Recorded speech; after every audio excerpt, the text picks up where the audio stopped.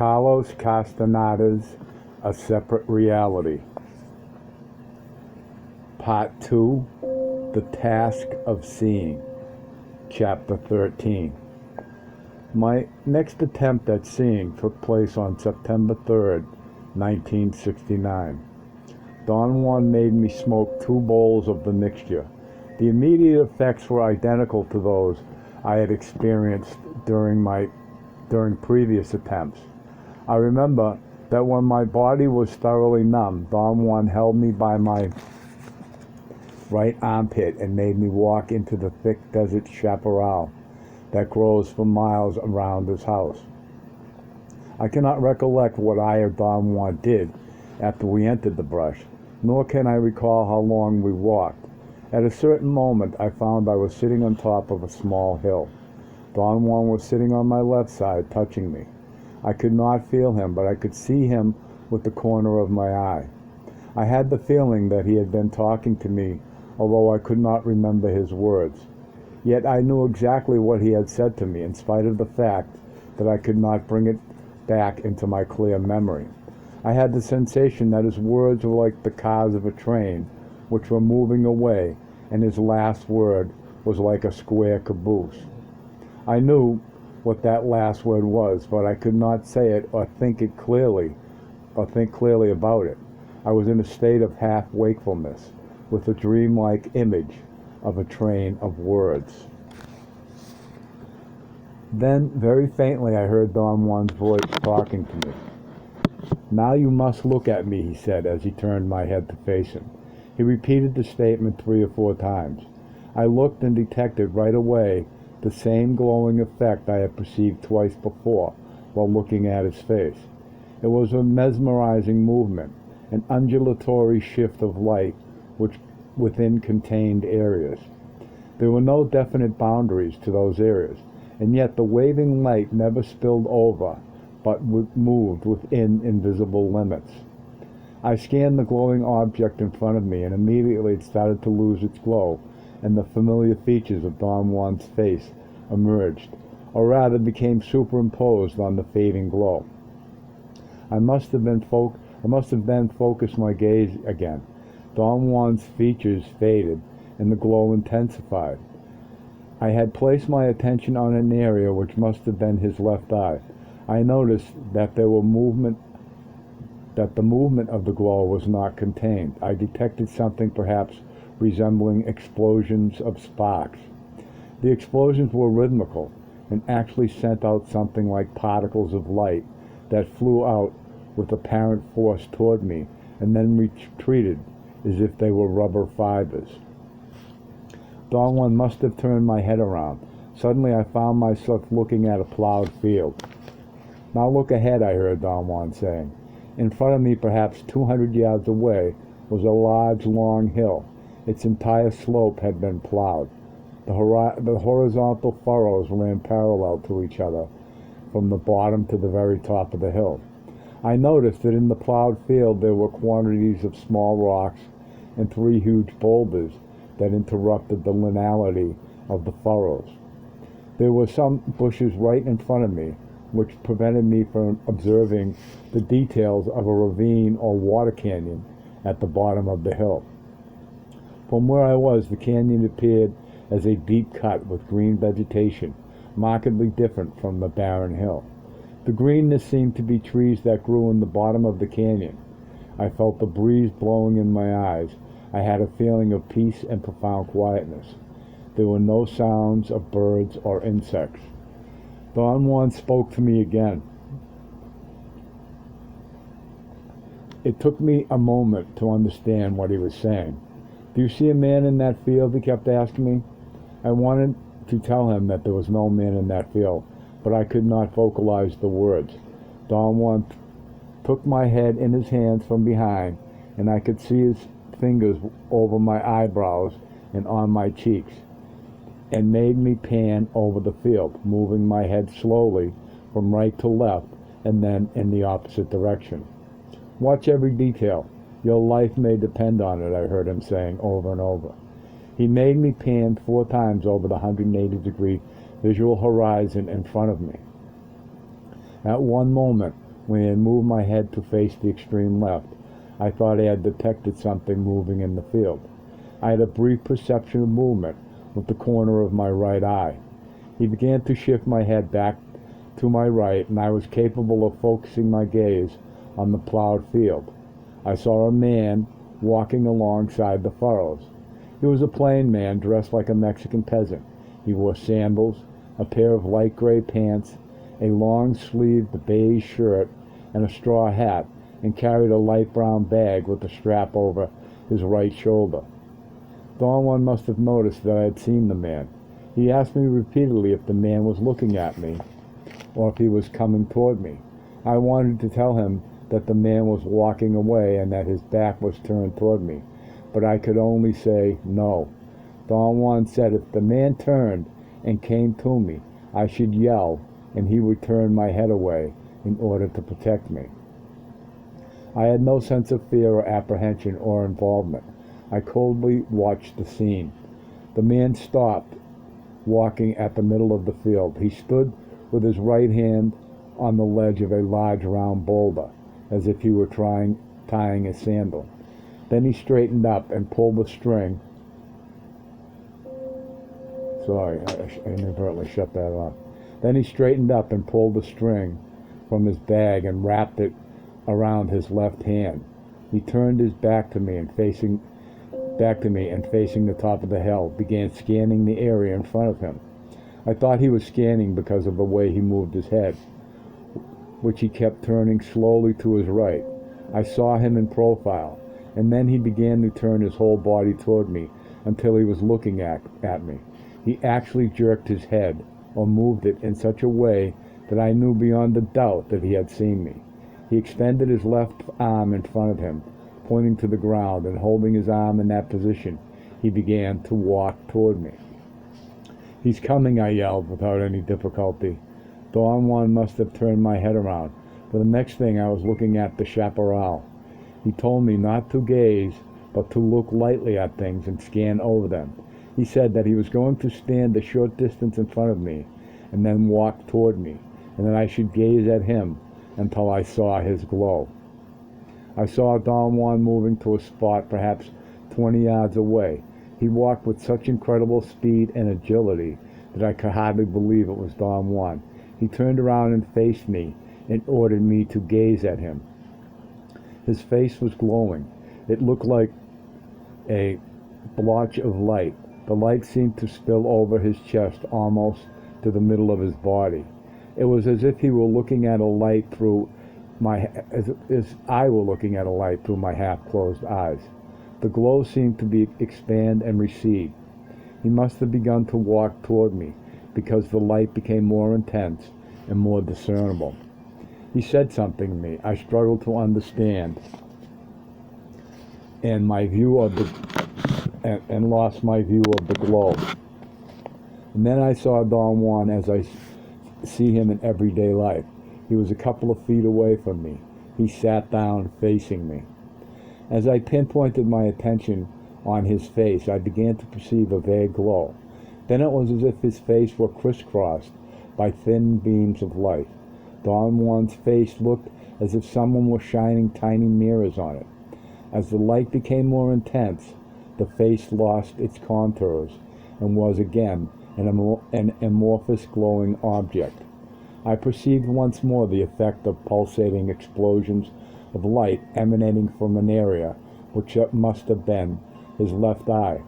I did not focus my attention on it, but deliberately gazed at it, an adjacent area which I surmised was his right eye. I caught at once the sight of a clear, transparent pool of light. It was a liquid light. I noticed that perceiving was more than sighting. It was feeling. The pool of dark liquid had an extraordinary depth. It was friendly, kind. The light that emanated from it did not explode, but whirled slowly inward, creating exquisite reflections. The glow had a very lovely and delicate way of touching me, of soothing me, which gave me a sensation of exquisiteness. I saw a symmetrical ring of brilliant dashes of light that expanded rhythmically on the vertical plane of the glowing area. The ring expanded to cover nearly all the glowing surface, and then contracted to a point of light in the middle of the brilliant pool. I saw the ring expanding and contracting several times. Then I deliberately moved back without losing my gaze. And was capable of seeing both eyes.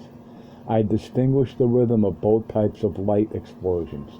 The left eye sent out dashes of light that actually protruded out of the vertical plane, while the right eye sent out dashes that radiated without protruding. The rhythm of the two eyes was alternating. The light of the left eye exploded outward, while the radiating light beams of the right eye contracted and whirled inward. Then the light of the right eye extended to cover the whole glowing surface, while the exploding light of the left eye receded. Don Juan must have turned me around once more, for I was again looking at the plowed field. I heard him telling me to watch the man. The man was standing by the boulder looking at me. I could not distinguish his features. His hat covered most of his face. After a moment, he tucked his bag under his right arm and began to walk away toward my right. He walked almost to the end of the plowed area, changed direction, and took a few steps toward the gully. Then I lost control of my focusing, and he vanished, and so did the total scenery. The image of the desert shrubs became superimposed on it. I do not recollect how I returned to Don Juan's house, nor do I remember what he did to me to bring me back. When I woke up, I was lying on my straw mat in Don Juan's house. He came to my side and helped me up. I was dizzy. My stomach was upset. Don Juan, in a very quick and efficient manner, dragged me to the shrubs at the side of his house, and I got sick, and he laughed. Afterwards, I felt better. I looked at my watch. It was 11 p.m. I went back to sleep, and by 1 o'clock the next afternoon, I thought I was myself again. Don Juan kept asking me how I felt. I had the sensation of being absent-minded. I could not really concentrate. I walked around the house for a while under Don Juan's close scrutiny. He followed me around. I felt there was nothing to do, and I went back to sleep. I woke up in the late afternoon feeling much better. I found a great many mashed leaves around me. In fact, when I woke up, I was lying on my stomach on the top of a pile of leaves. Their scent was very strong. I remember becoming aware of the scent before I finally woke up. I wandered to the back and found Don Juan sitting by the irrigation ditch. When he saw me approaching, he made frantic gestures to make me stop and go back into the house. "Run inside," he yelled. I ran into the house and joined him, and he joined me a while later. "Don't ever come after me," he said. If you want to see me, wait for me here." I apologized. He told me not to waste myself in silly in silly apologies which did not have the power to cancel my acts. He said that he had had a very difficult time bringing me back, and they had been interceding for me at the water. "We have to take a chance now and wash you in the water," he said. I assured him I felt fine. He gazed into my eyes for a long time. "Come with me," he said. "I'm going to put you in the water." "I'm fine," I said. "Look, I'm taking notes." He pulled me up from the mat with considerable force. "Don't indulge," he said. "In no time at all, you will fall asleep again, and maybe I won't be able to wake you up this time." He ran to the back of the house. Before we reached the water, he told me in a most dramatic tone to shut my eyes tight and to not open them until he said to. He told me that if I gazed at the water even for an instant, I might die. He led me by the hand and dunked me into the irrigation ditch head first. I kept my eyes shut as he went on submerging and pulling me out of the water for hours. The change I experienced was remarkable. Whatever was wrong with me before I entered the water was so subtle that I did not really notice it until I compared it with the feeling of well-being and alertness I had while Don Juan kept me in the irrigation canal. Water got in my nose and I began to sneeze. Don Juan pulled me out and led me, with my eyes still closed, into the house. He made me change my clothes and then guided me into his room. He had me sit down on my mat, arranged the direction of my body, and then told me to open my eyes. I opened them, and what I saw caused me to jump back and grab onto his leg. I experienced a tremendously confusing moment. Don Juan rapped me with his knuckles on the very top of my head. It was a quick blow, which was not hard or painful, but somehow shocking. "What is the matter with you? What did you see?" he said. Upon opening my eyes, I had seen the same scene I had watched before. I had seen the same man. This time, however, he was almost touching me. I saw his face. There was an air of familiarity about it. I almost knew who he was. The scene vanished when Don Juan hit me on the head. I looked up at Don Juan. He had his hand ready to hit me again. He laughed and asked me if I would like to get another blow. I let go of his leg and relaxed on my mat, and he ordered me to look straight ahead and not to turn around for any reason in the direction of the water at the back of the house. I then noticed for the first time that it was pitch black in the room. For a moment I was not sure whether my eyes were open. I touched them with my hands to make sure. I called Don Juan loudly and told him that something was wrong with my eyes.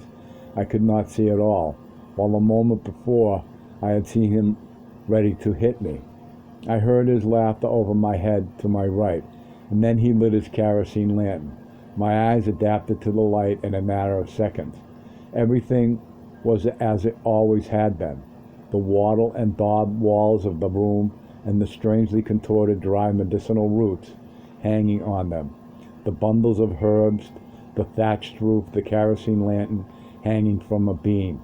I had seen the room hundreds of times, yet this time there was something unique about it and about myself. This was the first time I did not believe in the final reality of my perception. I had been edging toward that feeling, and I had perhaps intellectualized it at various times, but never had I been at the brink of a serious doubt. This time, however, I did not believe the room was real, and for a moment I had a strange sensation that I was in a scene which would vanish if Don Juan rapped me on the top of my head with his knuckles. I began to shiver without being cold. Nervous spasms ran down my spine. My head felt heavy, especially in my area right above my neck. I complained that I did not feel well and told him what I had seen.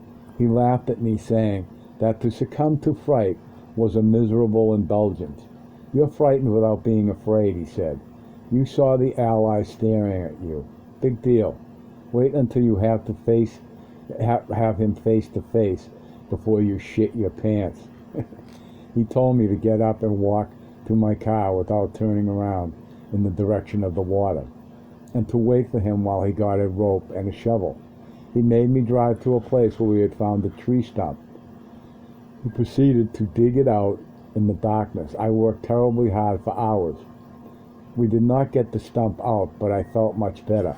We went back to his house and ate, and things were again perfectly real and commonplace. "What happened to me?" I asked. "What did I do yesterday?" "You smoked me, and then you smoked an ally," he said.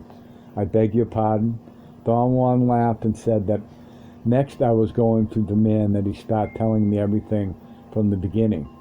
"You smoked me," he repeated. "You gazed into my face, into my eyes. You saw the lights that mark a man's face. I am a sorcerer. You saw that in my eyes. You did not know that, though, because this is the first time you've done it. The eyes of men are not all alike. You will soon find that out. Then you smoked an ally." "Do you mean the man in the field?" "That was not a man. That was an ally beckoning you." Where did we go? Where were we when I saw the man? I mean that ally." Don Juan made a gesture with his chin to point out an area in front of his house. and said that he had taken me to the top of a small hill. I said that the scenery I had viewed had nothing to do with the desert chaparral around his house, and replied that the ally that had beckoned me was not from the surroundings. Where was it from? I'll take you there very soon. What is the meaning of my vision? You were learning to see, that was all. And now you are about to lose your pants because you indulge. You have abandoned yourself to your fright. Maybe you should describe everything you saw. When I started to describe the way his face had appeared to me, he made me stop and said it was of no importance whatsoever. I told him that I had almost seen him as a luminous egg. He said that almost is not enough, and that seeing was going to take me a great deal of time and work. He was interested in the scene of the plowed field and every detail I could remember about the man. That ally was beckoning you, he said. I made you move your head when he came to you, not because he was endangering you, but because it is better to wait. You were not in a hurry. A warrior is never idle and never in a hurry. To meet an ally without being prepared is like attacking a lion with your farts. I like the metaphor. He had a delightful moment of laughter. What would have happened if you hadn't moved my head? You would have had to move your head yourself. And if I didn't, the ally would have come to you and scared you stiff. If you had been alone, he might have killed you. It is not advisable for you to be alone in the mountains or in the desert until you can defend yourself. An ally might catch you alone there and make mincemeat out of you. What was the meaning of the acts he performed? By looking at you, he meant he welcomes you. He showed you that you need a spirit catcher and a pouch, but not from this area. His bag was from another part of the country. You have 3 stumbling blocks in your way that make you stop. Those 3 were the boulders, and you definitely are going to get your best powers in water canyons and gullies. The ally pointed out the gully to you. The rest of the scene was meant to help you locate the exact place to find him. I know now where the place is. I will take you there very soon. You mean that the scenery I saw really exists? Of course. Where? I cannot tell you that. How would I find that area? I cannot tell you that either, not because I don't want to, but because I simply don't know how to tell you. I wanted to know the meaning of seeing the same scene while I was in his room. Don Juan laughed and imitated me, holding onto his leg. That was a reaffirmation that the ally wants you, he said. He made sure you and I knew that he was welcoming you. What about the face I saw? It is a familiar face to you because you know him. You have seen it before. Maybe it is the face of your death. You got frightened, but that was your carelessness. He was waiting for you, and when he showed up, you succumbed to fright. Fortunately, I was there to hit you, or he would have turned against you, which would have been only proper. To meet an ally, a man must be a spotless warrior, or the ally may turn against him and destroy him.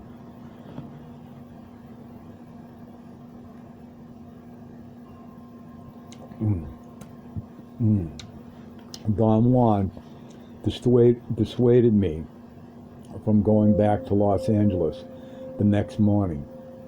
Apparently, he thought I had not totally recovered. He insisted that I sit inside his room facing the southeast in order to preserve my strength. He sat to my left, handed me my notebook, and said that this time I had him pinned down. He not only had to stay with me, he also had to talk to me. I have to take you to the water again in the twilight, he said. You're not solid yet, and you shouldn't be alone today. I'll keep you company all morning. In the afternoon, you'll be in better shape. His concern made me feel apprehensive. What's wrong with me? I asked. You've tapped an ally. Excuse me. What do you mean by that? You must not talk about allies today. Let's talk about anything else. I really do not want to talk at all. I have begun to feel anxious and restless. Don Juan apparently found the situation utterly ludicrous. He laughed till tears came. Don't tell me that at a time when you should talk, you are not going to find anything to say, he said, with his eyes shining with mischievous glint. His mood was very soothing. There was only one topic that interested me at that moment, the ally. His face was so familiar. It was not as if I knew him or as if I had seen him before. It was something else. Every time I began to think about his face, my mind experienced a bombardment of other thoughts, as if some part of myself knew the secret, but did not allow the rest of me to come close to it. The sensation of the ally's face being familiar was so eerie that it had forced me into a state of morbid melancholy. Don Juan had said that it might have been the face of my death. I think that statement had clinched me. I wanted desperately to ask about it, and I had a clear sensation that Don Juan was holding me back. I took a couple of deep breaths and blurted out a question. What is death, Don Juan? I don't know, he said, smiling. I mean, how would you describe death? I want your opinions. I think everybody has definite opinions about death. I don't know what you're talking about. I had the Tibetan Book of the Dead in my trunk of my car. It occurred to me to use it as a topic of conversation, since it dealt with death. I said I was going to read it to him and began to get up. He made me sit down and went out and got the book himself. The morning is a bad time for sorcerers, he said, as an explanation for having to stay put. You're too weak to leave my room. Inside here you are protected. If you were to wander off now, chances are that we would find a terrible disaster. An ally could kill you on the road or in the bush, or later on when they found your body, they would say that you had either died mysteriously or had an accident. I was in no position or mood to question his decisions, so I stayed put nearly all morning reading and explaining some parts of the book to him. He listened attentively and did not interrupt at all. Twice I had to stop for short periods of time while he brought some water and food. But as soon as he was free again, he urged me to continue reading. He seemed to be very interested. When I finished the book, he looked at me. I don't understand why those people talk about death as if death were like life, he said softly. Maybe that's the way they understand it. Do you think the Tibetans see? Hardly. When a man learns to see, not a single thing he knows prevails. Not a single one. If the Tibetans could see, they could tell right away that not a single thing is any longer the same. Once we see, nothing is known. Nothing remains as we used to know it when we didn't see. Don Juan, seeing is not the same for everyone. Perhaps, Don Juan, seeing is not the same for everyone. True, it is not the same. Still, that does not mean that the meanings of life prevail. When one learns to see, not a single thing is the same. Tibetans obviously think that death is like life. What do you think death is like yourself, I asked. I don't think death is like anything, and I think that the Tibetans must be talking about something else. At any rate, what they are talking about is not death. What do you think they are talking about? Maybe you can tell me. You're the one who reads. I tried to say something else, but he began to laugh. Perhaps the Tibetans really see, Don Juan went on, in which case they must have realized that what they see makes no sense at all, and they wrote that bunch of crap because it doesn't make any difference to them, in which case what they wrote is not crap at all. I really don't care about what the Tibetans have to say, I said. but I certainly care about what you have to say. I would like to hear what you think about death." He stared at me for an instant and then giggled. He opened his eyes and raised his eyebrows in a comical gesture of surprise. "Death is a whirl," he said. "Death is the face of the ally. Death is a shiny cloud over the horizon. Death is the whisper of Mescalito in your ears. Death is the toothless mouth of the guardian. Death is Gennaro sitting on his head. Death is me talking. Death is you and your writing pad. Death is nothing. Nothing. It is here, yet it isn't here at all."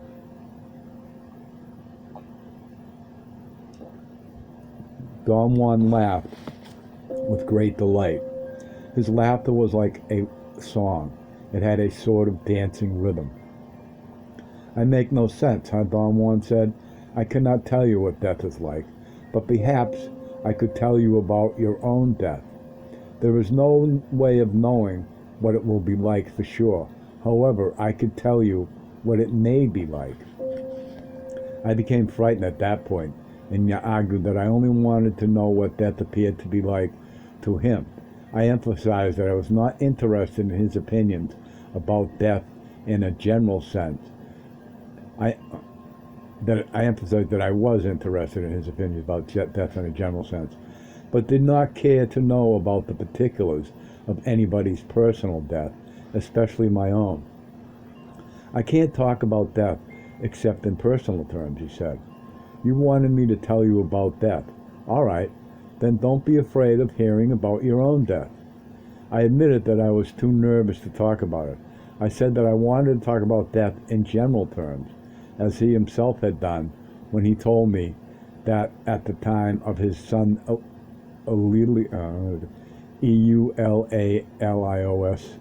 Eulio's death, life and death mixed like a fog of crystals.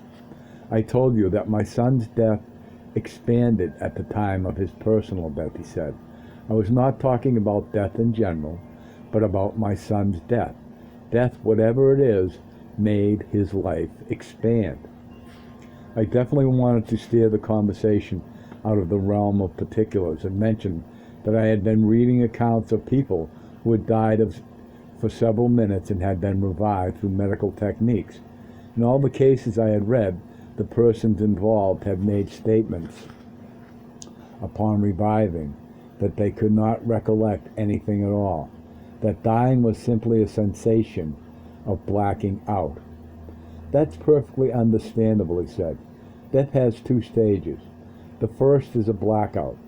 It is a meaningless stage, very similar to the first effect of Mescalito, in which one experiences a lightness that makes one feel happy and complete, and that everything in the world is at ease. But that is only a shallow state.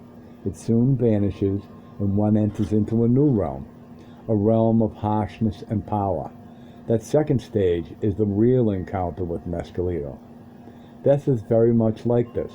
The first stage is a shallow blackout. The second, however, is the real stage one meets with death. It is a brief moment after the first blackout, when we find that we are somehow ourselves again. It is then that death smashes against us with quiet fury and power until it dissolves our lives into nothing." "How can we be sure that you are talking about death?" "I have an ally. The little smoke has shown me my unmistakable death with great clarity. This is why I can only talk about personal death." Don Juan's words caused me a profound apprehension and a dramatic ambivalence.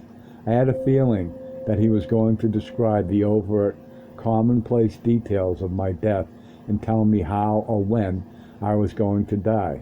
The mere thought of knowing that made me despair and at the same time provoked my curiosity. I could have asked him to describe his own death, of course, but I felt that such a request would be rather rude, and I ruled it out automatically.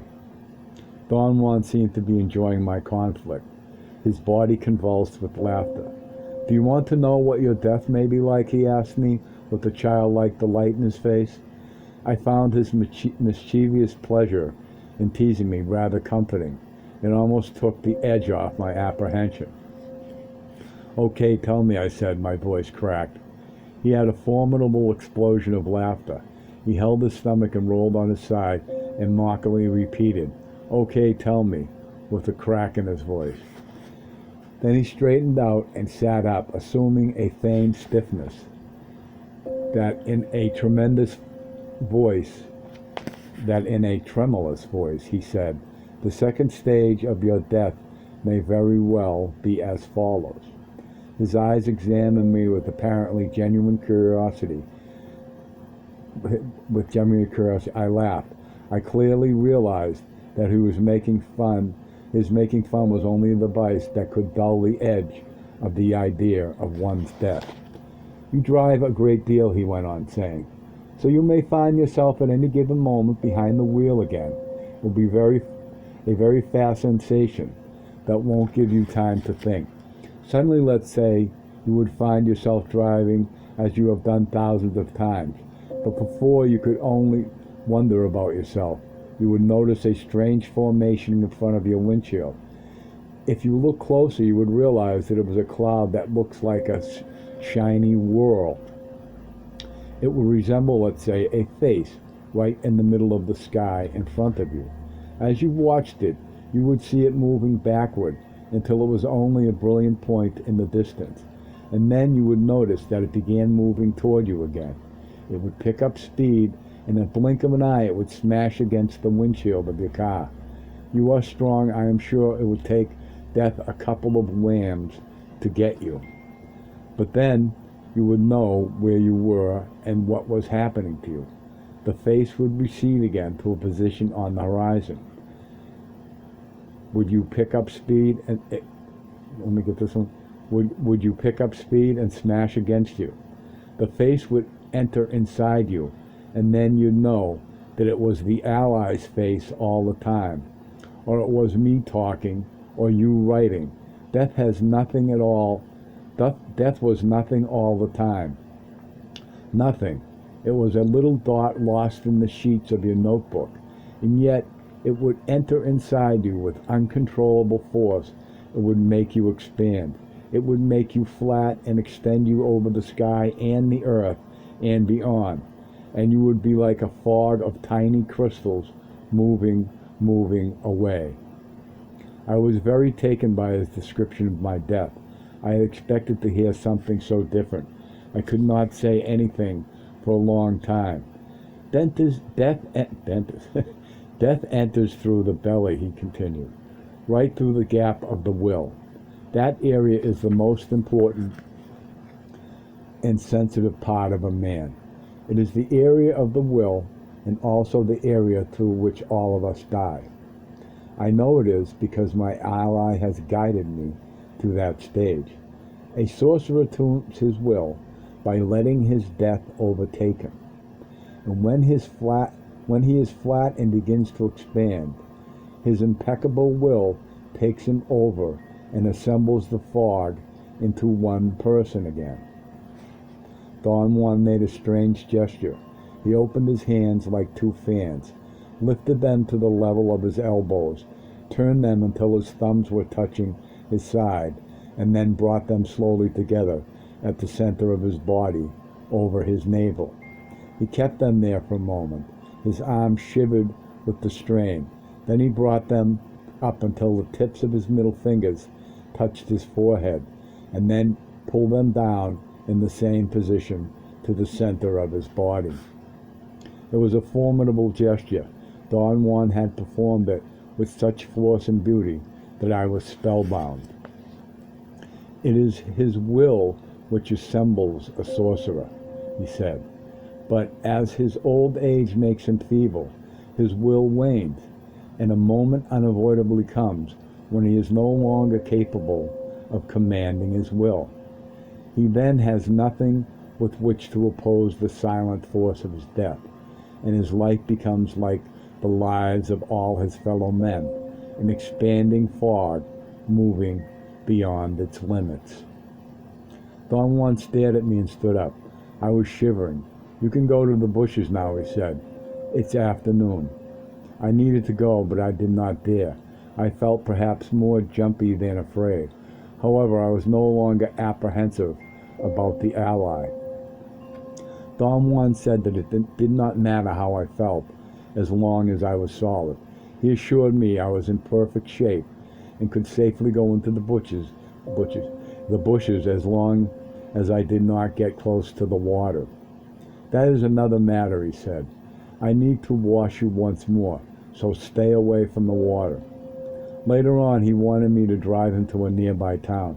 I mentioned that driving would be a welcome change for me because I was still shaky. The idea that a sorcerer actually played with his death was quite gruesome to me. To be a sorcerer is a terrible burden, he said, in a reassuring tone. I told you that it is much better to learn to see. A man who sees is everything in comparison. The sorcerer is a sad fellow. What is sorcery, Don Juan? He looked at me for a long moment, then he shook his head almost imperceptibly. Sorcery is to apply one's will to a key joint, he said. Sorcery is interference. A sorcerer searches and finds the key joint of anything he wants to effect, and then he applies his will to it. A sorcerer doesn't have to see to be a sorcerer. All he has to know is how to use his will. I asked him again to explain what he meant by a key joint. He thought for a while, then he said that he knew what my car was. It's obviously a machine, I said. I mean, your car is the spark plugs. That's the key joint for me. I can't apply my will to it, and your car won't work. Don Juan got into the car and sat down. He beckoned me to do likewise and made himself comfortable on the seat. Watch what I do, he said. I am a crow, so first I'll make my feathers loose. He shivered his entire body, and his movement reminded me of a sparrow wetting its feathers in a puddle. He lowered his head like a bird dipping its beak into the water. That feels really good, he said, and then began to laugh. His laughter was strange. I had a very peculiar mesmerizing effect on me. I recollected having heard him laugh in that manner many times before. Perhaps the reason I had never become overtly aware of it was that he had never laughed like that long enough in my presence. A crow loosens his neck, he said, and began twisting his neck and rubbing his cheeks on his shoulders. Then he looks at the world with one eye and then with the other. His head shook as he allegedly shifted his view of the world from one eye to the other. The pitch of his laughter became higher. I had the absurd feeling that he was going to turn into a crow in front of my eyes. I wanted to laugh it off, but I was almost paralyzed. I actually felt some kind of enveloping force around me. I was not afraid, nor was I dizzy or sleeping. My faculties were unimpaired to the best of my judgment. Turn on your car now. Turn on your car now, Don Juan said. I turned on the starter and automatically stepped on the gas pedal. The starter began to grind without igniting the engine. Don Juan's laughter was a soft, rhythmical cackle. I tried it again and again. I spent perhaps 10 minutes grinding the starter of my car. Don Juan cackled all the time. Then I gave up and sat there with a heavy head. He stopped laughing and scrutinized me, and I knew that he was laughing, that his laughter had forced me into a sort of hypnotic trance. Although I had been thoroughly aware of what was taking place, I felt I was not myself. During the time I could not start my car, I was very docile, almost numb. It was as if Don Juan was not only doing something to my car, but also to me. When he stopped cackling, I was convinced the spell was over, and impetuously I turned on the starter again. I had the certainty that Don Juan had only mesmerized me with his laughter, and had made me believe I could not start my car. With the corner of my eye, I saw him looking curiously at me as I ground the motor and pumped the gas furiously. Don Juan patted me gently and said that my fury would make me solid, and perhaps I would not need to be washed in the water again. The more furious I could get, the quicker I could recover from my encounter with the ally. Don't be embarrassed, I heard Don Juan saying.